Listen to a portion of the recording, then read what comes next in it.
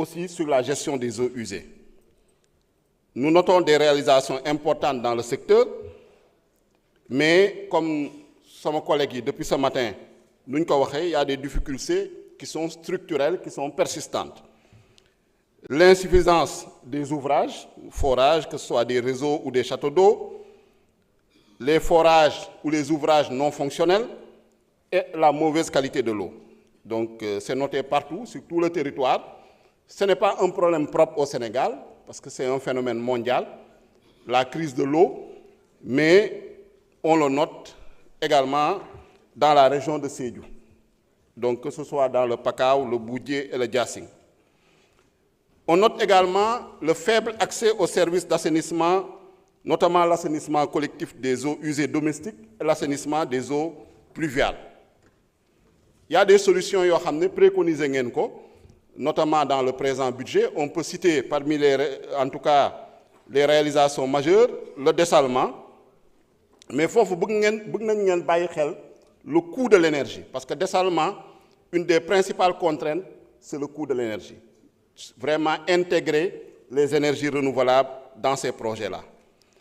Il y a les grands transferts d'eau aussi, c'est une très bonne chose, mais il faut également aussi bien les réseaux secondaires que les réseaux tertiaires. Nous comme nous déplorer, en ce qui concerne par exemple le lac de Guiers, construisent de grandes conduites comme la LG, rompent les territoires, donc c'est un problème d'équité. Par rapport à la question du financement, il y a plusieurs, en tout cas, aspects qui sont parce que la redevance d'exor, qui est prévue par le code de l'eau, il y a recouvrer.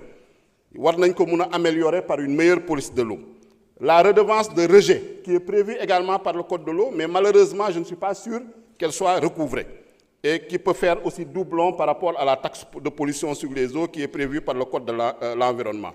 Il faut aussi qu'on prévoie des mécanismes complémentaires. Nous nécessiter, par exemple, la création de fonds qui soient gérés de manière paritaire par votre secteur et le ministère des Finances. Mais fonds bobu, il faut qu'il y ait une meilleure répartition entre, comme on l'a dit, l'hydraulique urbaine et l'hydraulique rurale. Un meilleur équilibre. Un meilleur équilibre entre l'eau potable et l'assainissement. Un meilleur équilibre également entre les services d'eau potable et d'assainissement et la gestion des ressources en eau. Parce que l'eau, c'est une ressource naturelle qui est renouvelable. Si elle n'est pas bien gérée, si elle n'est pas bien connue, s'il n'y a pas une bonne planification et un bon suivi, parce que d'abord, c'est une ressource naturelle.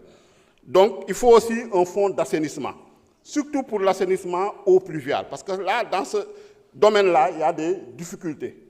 Donc, communier avec l'État, avec ONAS, renvoyer la balle, il faut des ressources pérennes pour gérer en tout cas l'assainissement eau pluviale. Pour nous terminer également, c'est par rapport à la constitutionnalisation. Pour moi, nous constitutionnaliser le droit à l'eau, le droit à l'assainissement et également le droit à l'énergie, parce qu'on vise le service universel. Donc voilà en tout cas un certain nombre de préoccupations par rapport aux réformes institutionnelles. Code de l'eau, c'est un vieux projet depuis 1981. Nous avons un texte bobu. La loi sur l'organe de régulation du secteur de l'eau également. Mais une régulation une régulation des services.